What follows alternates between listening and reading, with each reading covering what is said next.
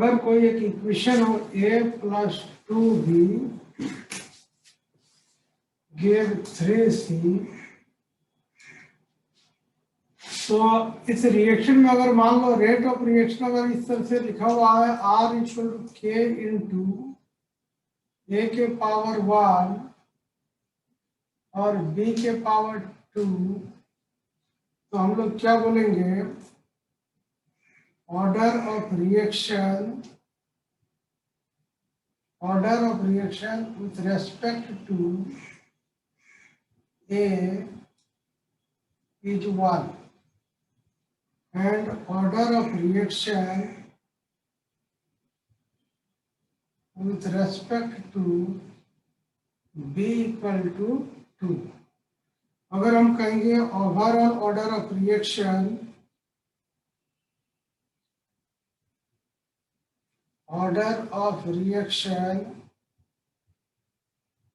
क्या हो जाएगा 1 + 2 = 3। तो ऐसा रिएक्शन को हम लोग क्या बोलेंगे, थर्ड ऑर्डर रिएक्शन, है ना। अगर ऐसा कोई अगर रिएक्शन हो तो इसको हम लोग क्या बोलेंगे, थर्ड ऑर्डर रिएक्शन। क्या बोलेंगे, थर्ड ऑर्डर रिएक्शन। तो ऑर्डर के बेसिस पे हम लोग रिएक्शन को हम लोग कैसे हम लोग क्लासिफाई करते हैं, ऑर्डर के बेसिस पे हम रिएक्शन को क्लासिफाई करेंगे, first order reaction, second order reaction, third order reaction और जीरो ऑर्डर रिएक्शन, है ना। ये जो है चार ऑर्डर ऑफ रिएक्शन हम लोग को स्टडी करना है। तो लिख लो, types of reaction on the basis of order, types of reaction on the basis of order.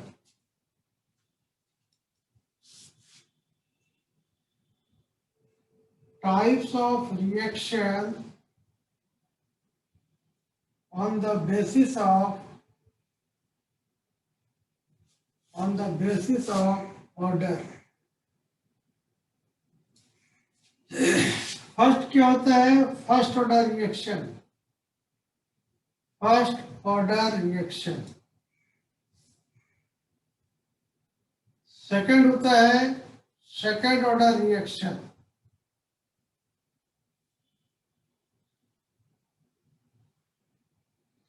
Third होता है थर्ड ऑर्डर रिएक्शन, और नेक्स्ट होता है जीरो ऑर्डर रिएक्शन।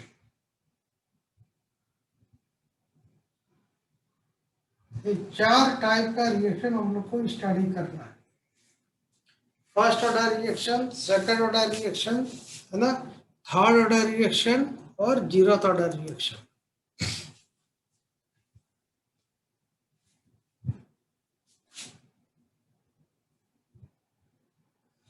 लिखो, सबसे पहले लिखो फर्स्ट ऑर्डर रिएक्शन।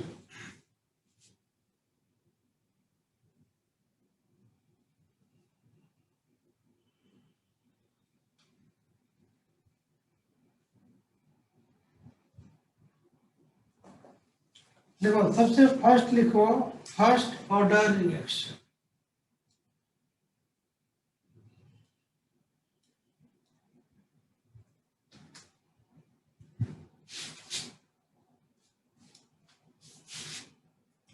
देखो, फर्स्ट ऑर्डर रिएक्शन का मीनिंग क्या होता है, तो ऐसा रिएक्शन जिसका ऑर्डर 1 हो, या हम लोग कहेंगे ऐसा रिएक्शन जिसका रेट ऑफ रिएक्शन सिर्फ एक कंसेंट्रेशन पर डिपेंड करेगा, है ना।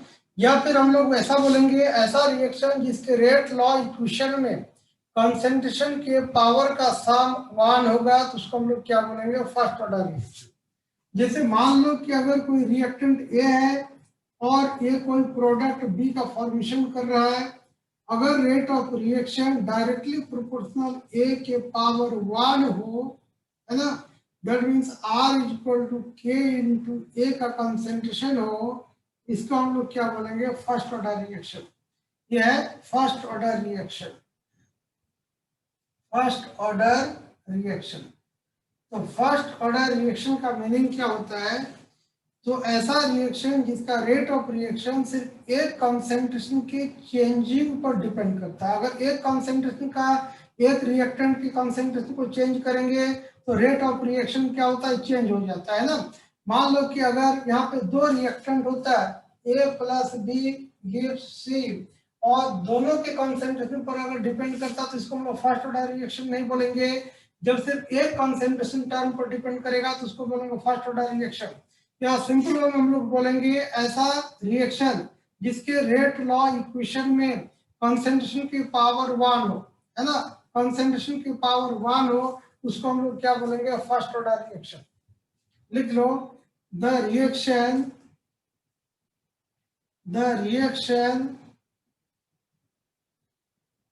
whose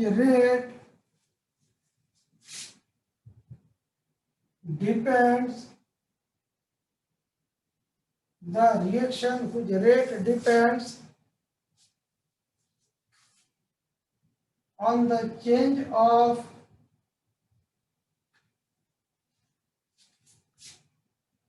only one concentration term, only one concentration term. The reaction whose rate depends on the change of only one concentration term is called first order reaction. First order reaction. या फिर हम लोग क्या बोलेंगे, the reaction in which the sum of the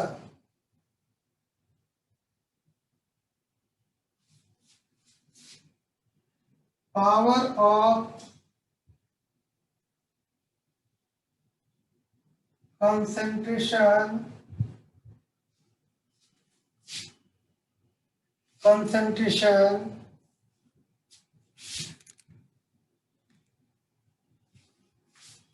term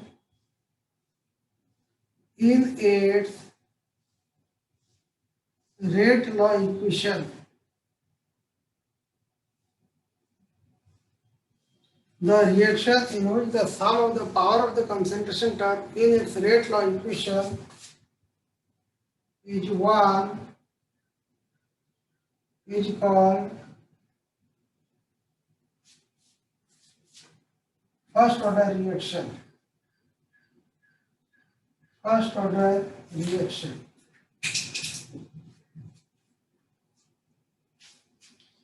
क्या लिखे, the reaction in which the sum of the power of the concentration term in its rate law equation is 1 is called first order reaction. तो कोई भी reaction होगा अगर देखेंगे concentration के power 1 होगा तो समझ जाएंगे ये फर्स्ट ऑर्डर रिएक्शन होगा। अब ये फर्स्ट, अगर मान लो कि यहाँ पावर 2 होता तो क्या बोलते इसको हम लोग सेकंड ऑर्डर रिएक्शन, पावर 3 होता तो क्या बोलते इसको हम लोग थर्ड ऑर्डर रिएक्शन, और अगर पावर 0 होता that means rate of reaction does not depend upon the concentration of the reactant, that it is known as zeroth order reaction. तो पावर 1 है that means rate directly proportional to the concentration of the reactant, it is known as first order reaction. तो first order reaction का rate constant का unit क्या होगा, इसको निकालो, लिखो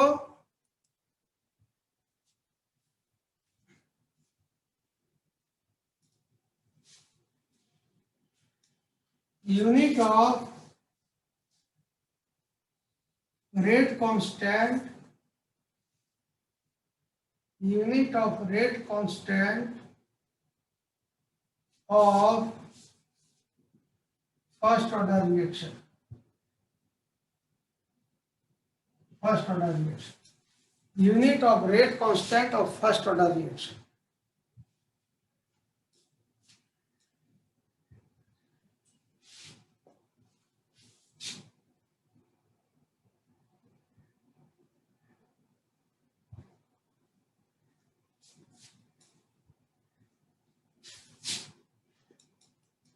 तो R equal to K into concentration की पावर A के पावर 1, ये होगा फर्स्ट ऑर्डर रिएक्शन।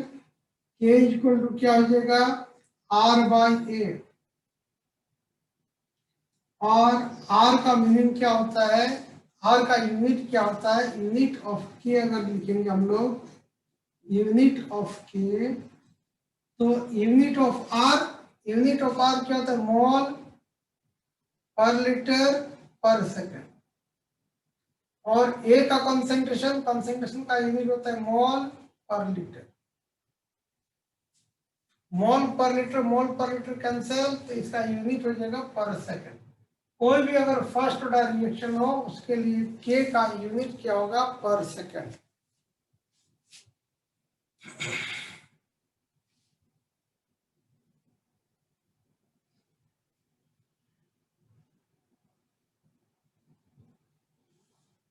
लिख सकते हैं हर्ट्ज। नहीं, वो तो फ्रीक्वेंसी क्या होता है।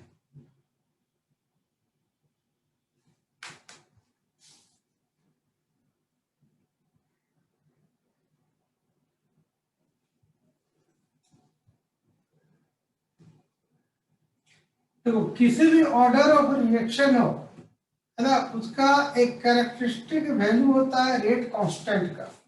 उस रेट कांस्टेंट की वैल्यू को हमको डिराइव करना हो, चाहे फर्स्ट ऑर्डर रिएक्शन हो, सेकंड ऑर्डर रिएक्शन हो, थर्ड ऑर्डर रिएक्शन हो।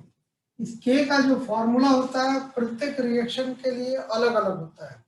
फर्स्ट ऑर्डर रिएक्शन के लिए रेट कांस्टेंट का फॉर्मूला अलग होता है, जीरोथ ऑर्डर रिएक्शन के लिए रेट कांस्टेंट का फॉर्मूला अलग होगा, सेकंड ऑर्डर रिएक्शन होगा तो उसके लिए रेट कांस्टेंट का फॉर्मूला अलग अलग होगा, है ना। तो इस के का वैल्यू को हमको डिराइव करना है अभी फिलहाल कौन सा रिएक्शन के लिए, तो फर्स्ट ऑर्डर रिएक्शन के लिए। देखो हेडिंग दो, rate constant for first order reaction, rate constant of first order reaction, rate constant of first order reaction।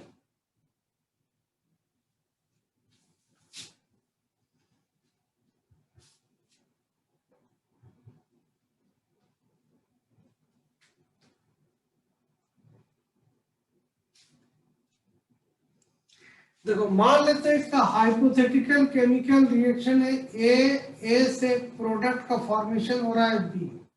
मान लेते हैं ये फर्स्ट ऑर्डर रिएक्शन है, ठीक है। Let this reaction is of first order. First order reaction होगा, ए का initial concentration कुछ होगा, ए का इनिशियल कंसेंट्रेशन हम लोग मान लेते हैं कुछ है, इनिशियल कंसेंट्रेशन ए का ए मान लेते हैं।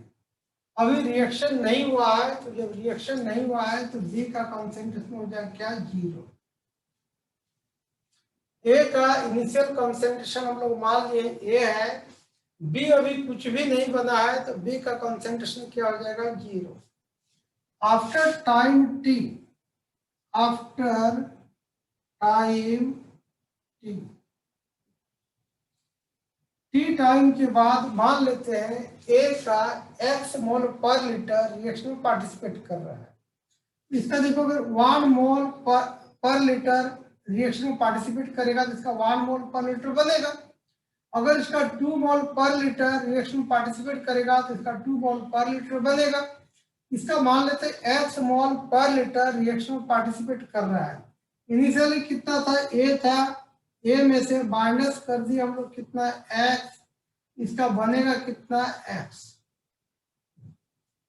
ठीक है। अगर हम लोग रेट ऑफ रिएक्शन निकालेंगे डिफरेंशियल इक्वेशन के फॉर्म में, जैसे बोले थे आपको क्या, माइनस dA बाय dt, ये रिएक्टेंट के टर्म में माइनस साइन लगाए, प्रोडक्ट के टर्म में प्लस साइन लगेगा या कोई साइन नहीं लगेगा, dV बाय dt। और R इक्वल टू क्या लिखेंगे, dV बाय dt के बदले dB, change in the concentration of B, पहले कुछ नहीं था अभी हो गया x, तो लिखेंगे dx बाय dt। ये प्रोडक्ट के टर्म में हम लिखे R इक्वल टू इसके बदले, है ना, dV बाय dt के बदले लिखे हैं dx बाय dt, रिएक्टेंट के टर्म में नहीं लिखे। तो R लिखेंगे हम लोग क्या, dx बाय dt। अभी देखो ये फर्स्ट ऑर्डर रिएक्शन है, since it is a first order reaction, it is a first order reaction, first order reaction, ये मान लेते हैं फर्स्ट ऑर्डर रिएक्शन है, और फर्स्ट ऑर्डर रिएक्शन होगा तो आर क्या होगा, डायरेक्टली प्रोपोर्शनल टू, कि कब हम निकाल रहे हैं rate of reaction, T time के बाद, इनिशियल ये था, टी टाइम के बाद कंसेंट्रेशन ये होगा, तो टी टाइम के बाद रेट ऑफ रिएक्शन क्या होगा, इनिशियल कंसेंट्रेशन पर डिपेंड नहीं करेगा, जिस समय रेट ऑफ रिएक्शन निकालेंगे उस समय का कंसेंट्रेशन पर डिपेंड करेगा, a माइनस एक्स के पावर 1 फर्स्ट ऑर्डर रिएक्शन है, और r इज इक्वल टू क्या हो जाएगा, k into a minus x. देखो ये जो हम लोग लिखे डिफरेंशियल फॉर्म के अकॉर्डिंग लिखे, r इक्वल टू, ये हम लोग लिखने के लिए सीखे थे डिफरेंशियल इक्वेशन के फॉर्म में, और ये फर्स्ट ऑर्डर रिएक्शन है इसलिए r directly proportional to a minus x के होगा, और प्रोपोर्शनलिटी को हटाएंगे तो कांस्टेंट लगाएंगे k into a minus x. अब इस दोनों इक्वेशन को देखो, इक्वेशन 1 और इक्वेशन 2, r इधर भी है r इधर भी है, यानी dx by dt equal to क्या हो जाएगा, k into a minus x. क्या लिखेंगे, hence dx by dt equal to k into a minus x, क्या हो जाएगा।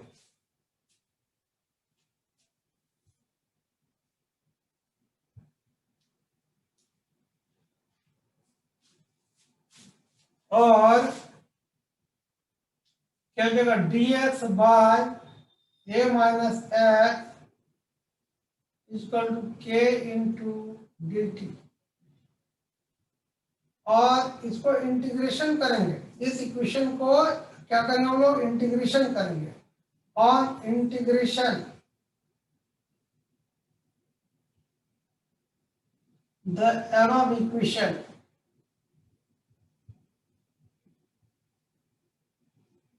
क्या हो जाएगा, dx by a minus x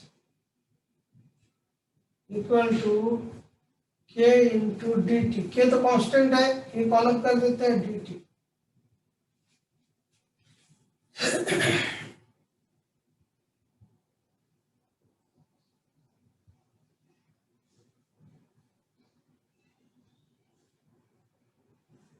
और dx by a minus x का अगर इंटीग्रेशन करते हैं तो होता है माइनस लॉन, लॉन मतलब होता है log base e, minus ln a minus x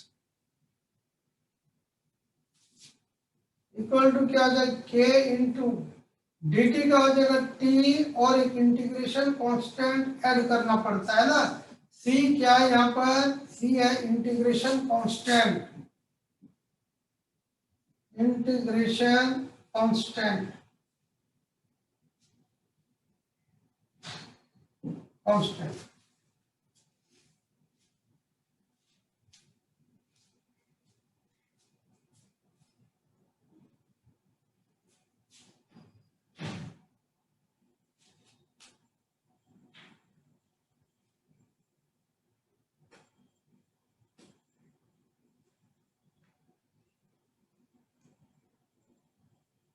sir बोलो बोलो। सर सर सर वो फर्स्ट के के का बाद क्या लिखें? लिमिट किसके बाद, C मतलब है इंटीग्रेशन कांस्टेंट, C जो कांस्टेंट नोन है इंटीग्रेशन कांस्टेंट।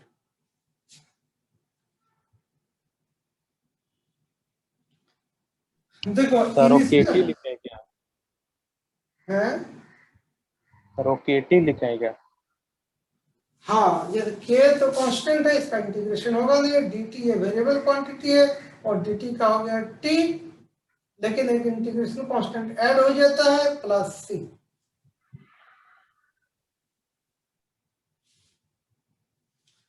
देखो अगर इनिशियल टाइम में अगर देखेंगे, at initial time, at initial time, तो इनिशियल टाइम मतलब t इक्वल टू 0, बिल्कुल जब रिएक्शन अभी शुरू नहीं हुआ है तो t का वैल्यू कितना था, 0 था, और जब रिएक्शन शुरू नहीं हुआ है तो x का वैल्यू कितना हो जाएगा, 0। देन x इक्वल टू 0, और x इक्वल टू अगर 0 हो जाएगा तो a माइनस एक्स के बदले क्या लिखेंगे हम लोग,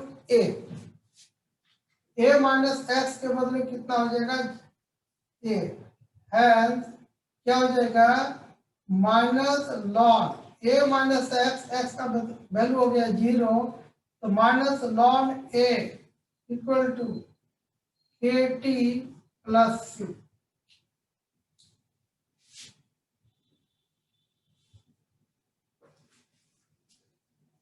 अब एक मिनट, t का भी वैल्यू क्या है, 0 है, तो k इंटू 0, और k इंटू 0 मतलब क्या हो जाएगा, 0, और c इक्वल टू कितना हो जाएगा, माइनस लॉन a।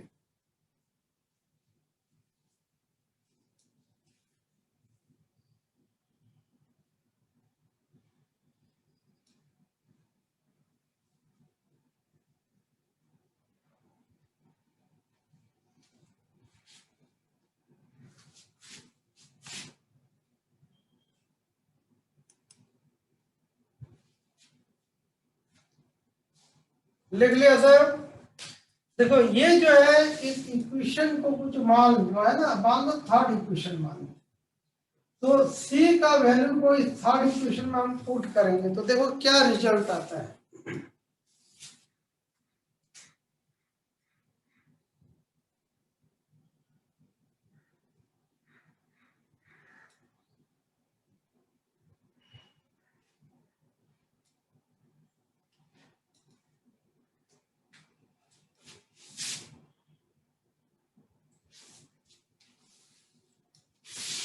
देखो, बाय पुटिंग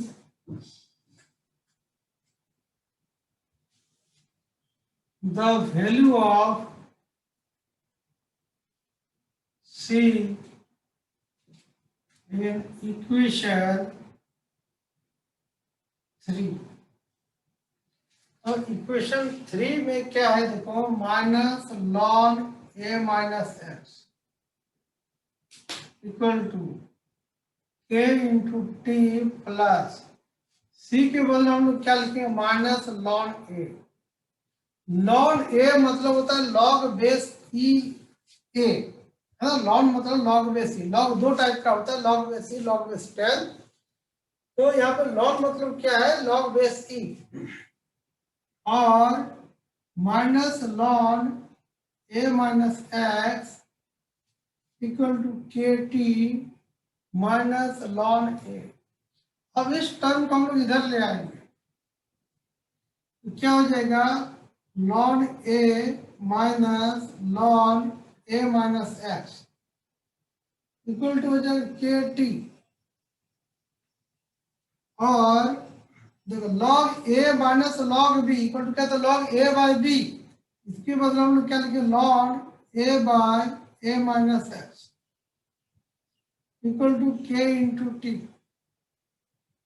और k का हम लोग डेरिवेशन करेंगे ना, तो k इक्वल टू हो जाएगा 1 by t into lawn A by a minus x, और k इक्वल टू लॉन को हम लोग लॉग बेस 10 में कन्वर्ट करेंगे तो यह हो जाएगा 2.303 by t into log a by a minus x.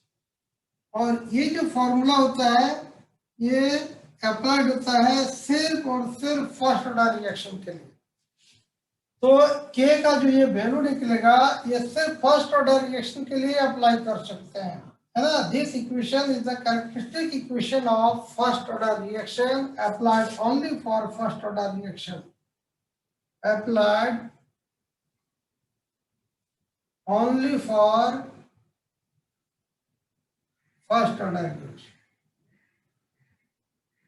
First order reaction. ये रिएक्शन याद रखना है, k equal to 2.303 by t into log a by a minus x, है ना, फर्स्ट ऑर्डर रिएक्शन का रेट कांस्टेंट का फॉर्मूला है।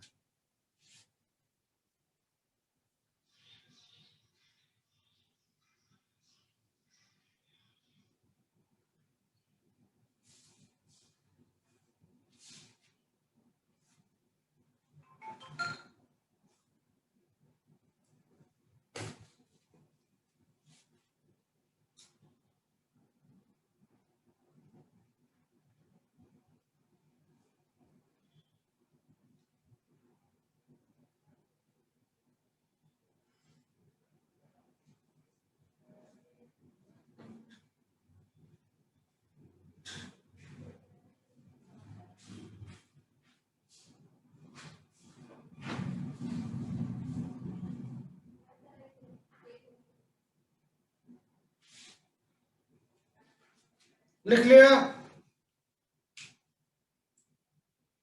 Yes. ठीक है, अब इसको देखो ग्राफ में हम लोग कैसे रिप्रेजेंट करेंगे।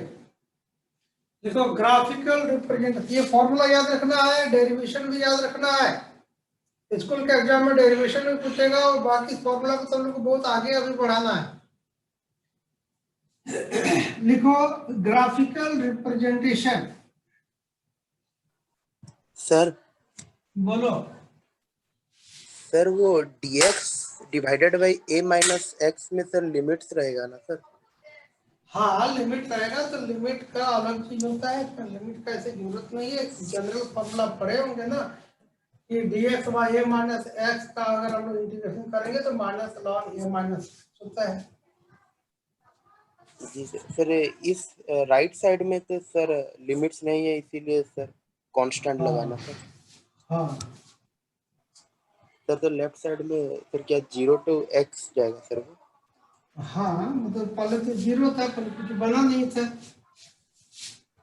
जी टाइम के बाद x वैल्यू बना है। देखो ग्राफिकल रिप्रेजेंटेशन, ग्राफ पे इसको कैसे हम लोग रिप्रेजेंट करेंगे।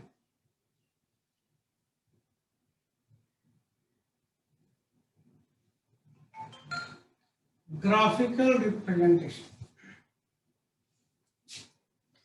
देखो फॉर्मूला हम लोग के पास क्या है, k equal to 2.303 by t into log a by a minus x, ये फॉर्मूला है ना। अब इसको ग्राफ में हम लोग कैसे रिप्रेजेंट करेंगे।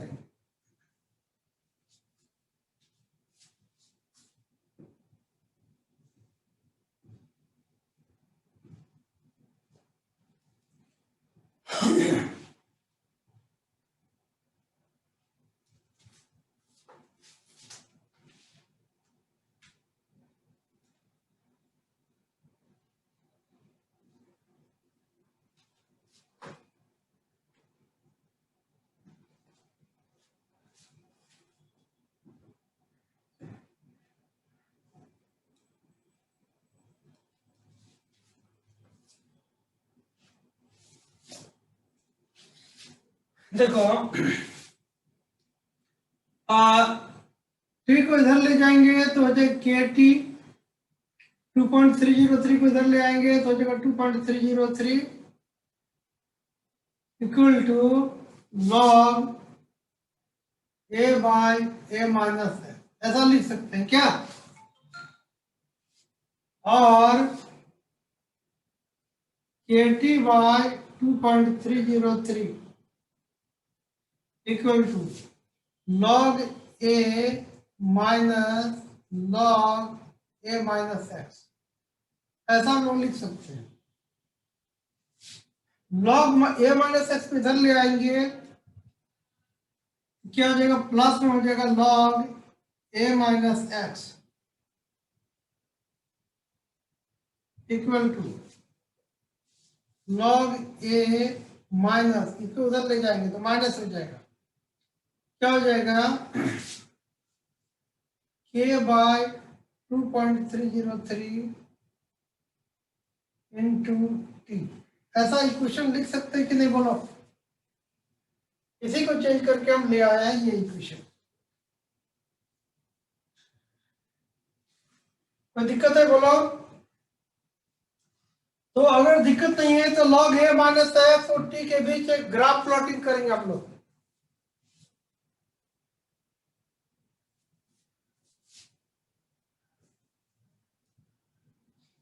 ये टी और लॉग ए माइनस एक्स, इसके बीच एक ग्राफ प्लॉटिंग करेंगे।